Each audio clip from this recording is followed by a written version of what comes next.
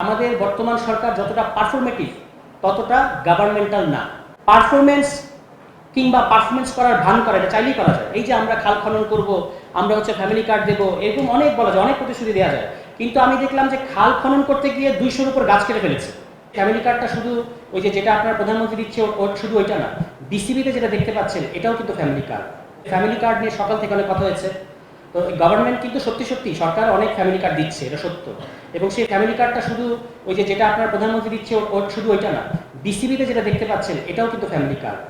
আপনারা দেখেন না, বিসিবিতে স্থায়ী কমিটির 3 জন সদস্যের সন্তানকে ওখানে দিয়ে দেওয়া হয়েছে, মানে বসানো হয়েছে, এটাও একটা ফ্যামিলি কার্ড।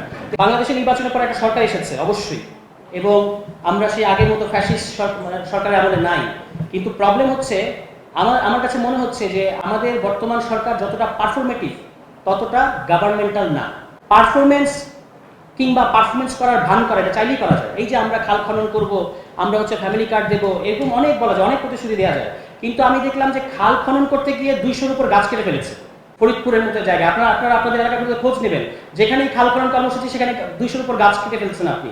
এবং প্রাকৃতিক গাছগুলো কাটার পর আপনি বলছেন আমি 2 কোটি গাছ লাগাবো। তো বন জঙ্গল এগুলো যদি আমরা উদ্ধার না করি এবং এগুলোকে যারা ধ্বংস করছে, যারা মানে তাদের লোভের কারণে আমাদের বনগুলো ধ্বংস হচ্ছে, আপনি বন উদ্ধার করার বা বনকে প্রোটেক্ট করার দিকে যদি না যান এবং যদি আপনি বলেন কৃত্রিমভাবে আপনি গাছ লাগাবেন, এটা তো হয় না। এই কারণে আমি বলছি যে আমাদের সরকারগুলোকে হাততালি পাওয়ার চেয়ে বেশি দরকার হচ্ছে একটা গভর্নেন্স মডেল তৈরি করা। সেটা একটু কম দেখা যাচ্ছে, কারণ গভর্নেন্স ইজ ভেরি ডিফিকাল্ট। আপনাকে অনেক আনপপুলার সিদ্ধান্ত নিতে হবে, কিন্তু আপনি যদি সবসময় এই মুহূর্তের একটা তালি কিংবা একটা প্রশংসার মধ্যে নিজেকে সীমাবদ্ধ রাখেন, তখন কিন্তু গভর্নেন্স খুব কঠিন হয়ে যায়।